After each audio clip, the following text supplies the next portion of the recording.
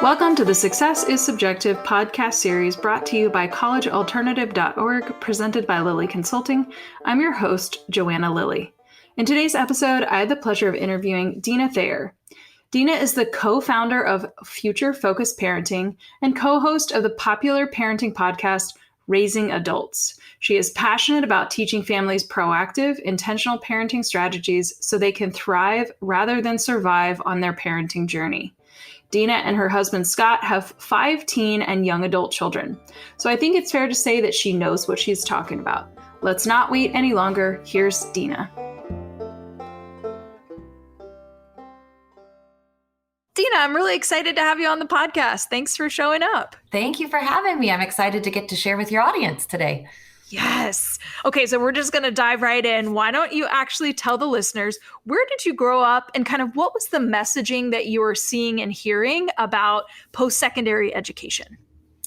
So I grew up in the Puget Sound area, Seattle area of the United States, and I was in a family with only one other sibling, and it was almost an unspoken that we would go to college. Like that's how big of a deal it was. And here's why. It wasn't anything mean or harsh or like there was not a lot of pressure around it. But my parents were very much the kind of people who we want better for our kids than what we had. And neither of them had a college degree. So it was sort of this, how can we pay it forward and beyond? And my dad only had an AA and my mom didn't finish college. And so it was like, how can we make sure our daughters get this opportunity? And I did grow up in a home that was all about strong women too. So that was, in a way, this was an empowering message. It wasn't like a pressure message, but it was pretty much a foregone conclusion. Like when you're done, you're going to college. That's the deal. I love that. Okay, so then what did you do? Well, I went to college right away. And as the firstborn, I carry a lot of the traditional firstborn traits. So I was super gung-ho. I have a summer birthday, so I was young. I graduated high school at 17, went to college, decided to go gung-ho in college, graduated in 3 years, and had my bachelor's by the time I was 20. And I don't recommend that, by the way, because first of all, my mom joked, like, we can't even go celebrate with a drink. Like, you're not even 21. And so that was just funny. But also, I think the extra year of the growing up you do personally is really important. So I may have technically had the letters behind my name and been able to go into a career, also not what happened, which I'm sure we'll talk about. But it was not, it isn't something I've encouraged my kids to do. Like, take your time. This is your time to transition into really learning how to get your feet under you as a young adult. And I just went like, boom, boom, boom, nose to the grindstone. And it wasn't negative. I just wouldn't recommend it. Well, I think I like, just as you were talking, I was thinking like, it's funny how you talked about your parents kind of basically kind of rolling over to you as their offspring. Like, here's our gift, right? We're paying it forward. We don't want you to do what we did. And then in that like same vein, you're kind of doing the same thing with your own kids, right? Like, take your time. So I think that's, the reflection in those changes is pretty exciting to hear. And you totally teed us up perfectly to talk about how things may not have gone how you thought that they were going to go at the age of 20 as a new college grad. So tell the listeners what ended up happening. Yeah, it was really fascinating because I ended up in my field right away and then took a long left turn. So I had a speech degree and have loved public speaking from the time I was young. And it's not a popular degree. I think public speaking is like America's second largest fear after death or something, or heights. And so there were only 3 of us who graduated with the speech degree. But I almost right away ended up as a morning co-host of a radio show. And so I loved it. It was like fabulous. I was already in the zone. And then the radio station changed formats. And I don't know if you can tell even today by my headband and how I look, but it became a hard rock station and I was not the right fit. So I was quickly in my field and then out of my field and still super young and like, now what? So I tried to start grad school. I lasted 8 days at the school I chose, partly because it was a ginormous university and I'd come from a smaller college and I just floundered. I made it 8 days and I was like, no. And so then I just went into various kind of admin roles from there. But that was like my little jump in. I was like, I'm in my field. Yay. Oh, just kidding. So then I did a lot of office work and then I had babies, and so then I was home for a long time. And then that's really interesting too. I think whatever parent ends up staying home, then you have like this gap in your resume you have to explain if you return to the workforce. And so that's an interesting kind of S curve too, right? If all of a sudden you have to say, here's why I was out of the loop for 6 years, and there might be advances in technology that have happened or just changes in workflow dynamics that you're now not aware of because you weren't in the loop while those changes were happening. So that was challenging too, coming back in later on. So I really literally ended up as, I don't know, glorified office person for a lot of years until I had kids. Wow. Okay. So, and then like circling back, because obviously it sounds like after that kind of that time away where you were raising your kids, did you go back to the original field, right? Like the radio or like anything public speaking related, or what ended up happening? Yeah, not until very recently, actually. And in a way I did. So here's what happened adjacently. When I had been out of school 7 years and I had little people, I actually went back to grad school. And the reason for that is I wanted to homeschool. And I think a lot of people, unfortunately, do their kids a disservice when they do that because they really don't know how to teach. And so I went and got a Master of Education so that I would be able to actually teach my children and help them out and not have it be just like we're hanging out at the dining room table coloring. So I do not regret that. It was interesting having the gap, being an older adult with a cohort of these younger people getting their masters, but it was a great experience. And I graduated 9 years after I'd gotten my bachelor's degree. So very interesting turn of events. So that was 2007 and I had small kids. And I ended up using that so much because I became a doula. And so I was helping families with their birth. And adjacent to that, I was teaching birth classes. So I actually was using the public speaking, getting to use the education degree as well. So for me, it dovetailed beautifully. And I became a single mom during this time because I got divorced. And what I loved is the flexibility. I could schedule the birth classes. I was only gone if there was a birth. I wasn't gone 8 to 5. So it really enabled me to be with my kids during those years, which I appreciated. And I did feel like I was using both of those skill sets, the education and the communication. So it was really nice. I actually still occasionally attend a birth here and there. So it's been really nice to be part of families becoming parents. Very special. So yeah, I did. It was weird. I eventually made my way back, but in a totally different area. I got certified as a doula and a childbirth educator, which was nothing about radio at all. And then just in these last handful of years, my colleague and I, when we started Future Focused Parenting, we started the podcast. And then I felt like, oh yeah, I'm back in my little wheelhouse. It's definitely a form of public speaking. It's also a form of educating because we were educating parents about our parenting philosophy and all of that. So I made my way back, but it was a circuitous route and it was definitely not linear. Well, and tell us about Future Focused Parenting, because you kind of just hinted towards what it is that you're doing. So really explain to us everything. Yeah, it's super fun. I've been really fortunate to work alongside a dear friend of mine who also was my very first twin doula client. So super, super fun connection there. So we've known each other a long time as friends first and then worked together. So Kira and I, we noticed as we were talking that we had very similar ideas about parenting, and they weren't what we were hearing. They weren't what we were reading. I mean, there's so many parenting books, right? Every which way. But what we noticed, there was this common thread for us that we talk about in our society raising kids. And we were both like, that's not what I want. I don't want a 30-year-old kid on my couch. So we really look toward the future as we parent. We're always thinking, if I do this now, what happens later? It's a very future-focused mindset. So hence future-focused parenting was born. And we have a philosophy about parenting with a long-range view. And there's kind of 3 pillars to the philosophy, which I'll just say really quick because they're kind of essential to the philosophy. Is one is having a strong why. And what we've noticed is when parents know why they're picking the choices they make, they're able to stick with them so much better.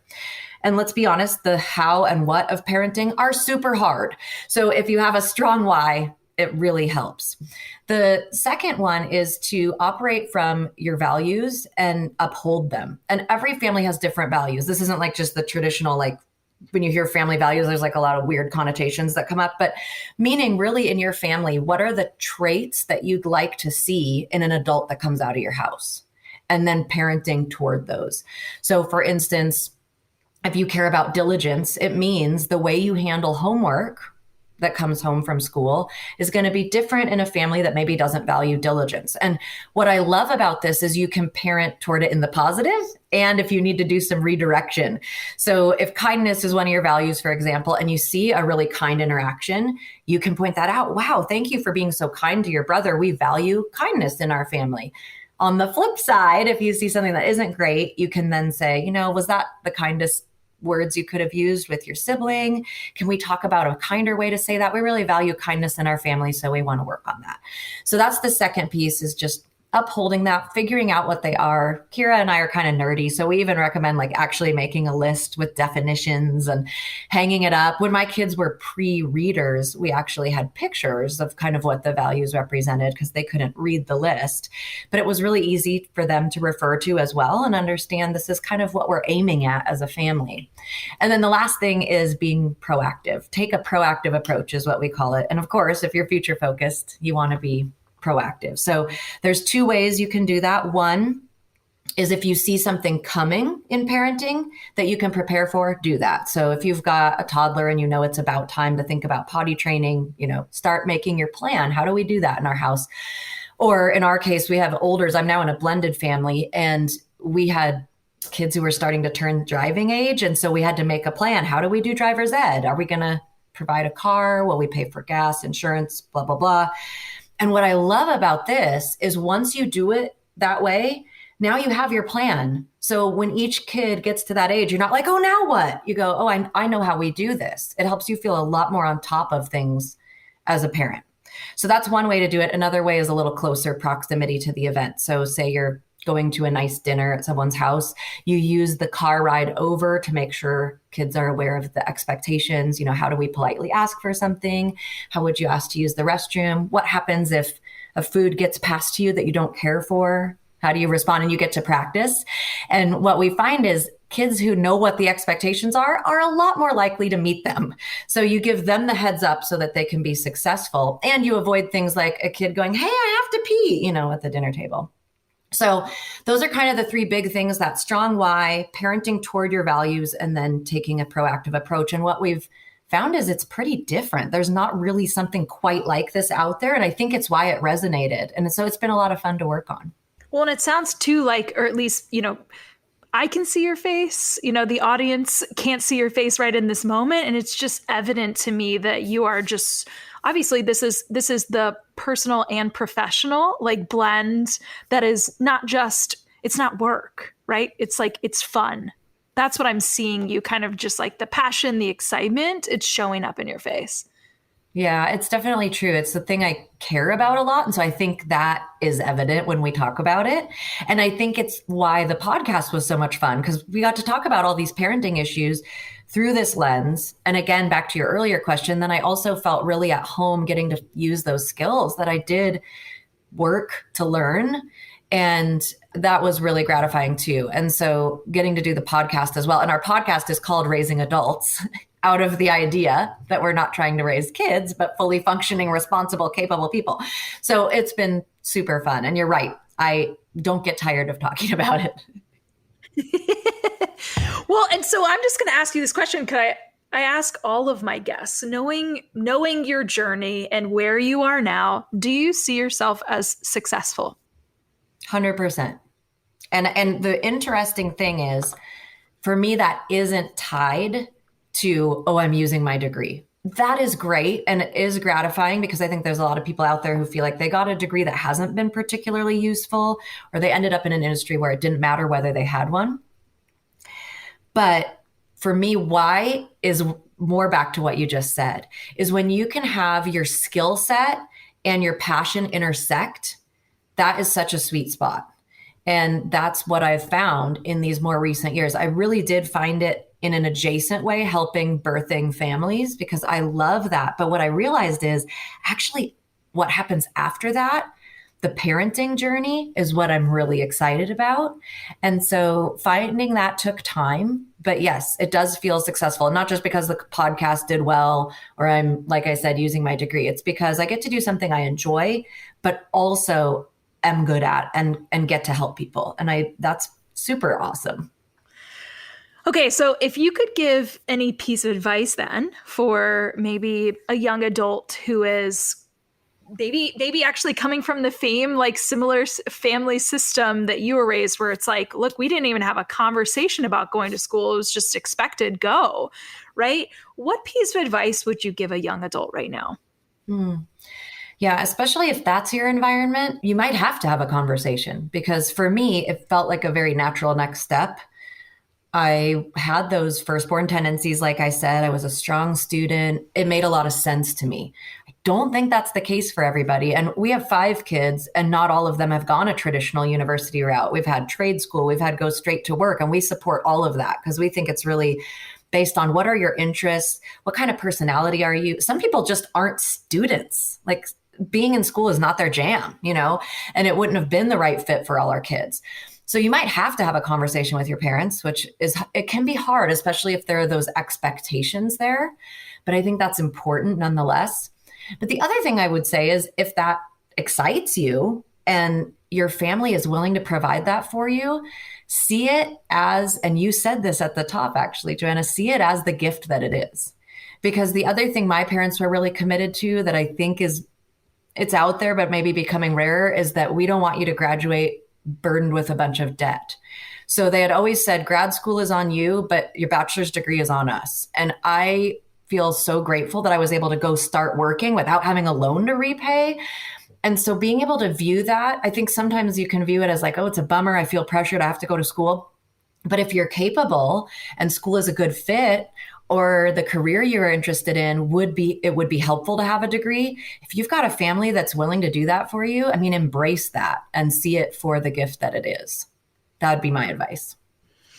Well, and I feel like it makes sense because you are a mom of teenagers, right? So and your work is in future focused parenting, right? Raising adults. So I feel like it would be remiss of me to not ask you the question, what advice would you give a parent, aside from like listening to the podcast episodes that you've produced, connecting with you and Kira? If folks are going that route or they're not, but what's just one piece of advice that you would give to a parent right now of this emerging adult population? My advice is actually combined with an encouragement, and that is, your child/children best. And it's really true. And I think we don't always give ourselves enough credit for how well we know these people that we've worked to raise and invest in. And so if you see the aptitude for school, it's okay to encourage. A lot of parenting is knowing, when do I push a little and when do I back off? And if the aptitude is there and the skill is there and the interest is there, it's okay to encourage that. At the same time, if you see a child who would be better in like a skilled labor position, or they want to go into a trade, I think leaning into what are your children's strengths and encouraging those, rather than getting this narrow view, it has to look this one way. That's my biggest piece of advice, because I think we do sometimes fall into that temptation of, oh, it should look this way and it needs to be this trajectory and it has to be in this order or very linear. And it's almost never the case, frankly. But also, as the person who knows these people so well, you're in a unique position to encourage their gifts. And that's my biggest piece of advice. Use what you know, but encourage their gifts, even if it doesn't match how you think it should look. And that can be hard, but it's important. I like that. Okay, so I think what's going to be key here is folks need to know how to connect with you. So what's the website? How do they reach out? How do they hear the podcast episodes? Tell me everything. I would love to share that. So to just learn a little about Kira and I, or the Future Focused Parenting philosophy, you can visit our website, and you can also listen to the podcast right there. So it's pretty easy. It's futurefocusedparenting.com. Our podcast, as I mentioned, is called Raising Adults. We recorded 5 full seasons of Raising Adults, and all the episodes are still there. There's 150 plus some bonus episodes, and they cover everything from small people and how do you start this young all the way to there's several episodes where I talk about this experience of having teenagers and shaping that, and really encourage people to check that out. Podcast is called Raising Adults. It's on all major podcast platforms. And we're also on Facebook and Instagram, so you can see those podcast episode announcements, little parenting tips and tricks and quotes. And our handle is at Future Focused Parenting. I still do parent coaching. I do infant sleep consulting, a little hearkening back to my birth helper days.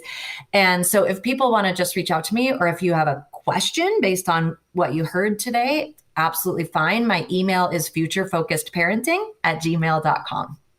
And we'll make sure we have all of those in the show notes. And gosh, I feel like I could probably, I might have to listen to more of your episodes and then actually circle back to have a follow-up conversation. Awesome. Because to your point, I think that there's actually, even though I still feel like the majority of society at this point, and it does depend more strongly geographically where a family is, whether the culture is college, or where the community is actually a little bit more accepting of just like having a plan, right? So depending on kind of the area in which a young adult is right now, I think it really does drive whether or not it's okay to explore something else, or what doesn't feel like, it almost feels like you're swimming upstream. So you got to have a little bit of confidence. And that also feels like the parents have to be on board. And so again, I just think that, everything that you've shared in this very brief interview just requires us to circle back to have more conversations as the narrative of society changes for what's okay for young adults. You're so right. I mean, I think even in our family, the culture of, hey, it's not a one size fits all path. It's a little bit unique still here and there. I mean, you're probably right. Depending on where you live, there's different pressures, but it's sending kids to trade school or having them enter the workforce right away. It was always, well, where are they going to school, right? What are they doing after high school isn't the question always yet. It's not what are they doing next, it's where are they going to school? And so we even had to kind of train ourselves, well, in our family, there's other options, and here's what this one's doing, and here's what this one's doing. But it's been great. And I think if we can open up to that, and become more accepting and realize this isn't a one size fits all path, it's so helpful. And that's actually exactly what our philosophy is too. We're all about raising adults, but the way you get there is not one size fits all. Each family is going to do that differently. I love that. That's like the perfect place to end on too. You heard it, folks. Reach out to Deana. Deana, thank you so much for being on the podcast. Thank you for having me. It was really fun. That's it for this week's Success is Subjective episode. I want to thank my guests for joining me on this week and for being willing to share your journey. This podcast would not exist if it weren't for people such as yourself. Stay tuned for our next episode where you can bet it'll be another amazing human sharing their personal story with the world. Make sure you check out the show notes where you will find contact information, website details, and all social media for our guest. Also, put a face with a voice by accessing their interview on the newly formed successissubjective.org website. If you're interested in being a guest on the podcast, you can email me at Joanna, Joanna, @successissubjective.org. I would also be remiss if I didn't tell you to check out the collegealternative.org and lilyconsulting.com websites for additional resources outside of podcasting. If you're listening to the show on Apple Podcasts, please do me a favor and subscribe. And while you're at it, feel free to leave a review. You can also download to listen to the Success is Subjective podcast on any other podcast playing app such as Audible, Google, iHeartRadio, Spotify, Stitcher, and TuneIn. Last but not least, Success is Subjective is listener supported, made possible by me and by you. You can support this podcast by joining the Patreon community at patreon.com/successissubjective. Thank you for tuning in. And remember, there is no single path through life. Success is what you make it.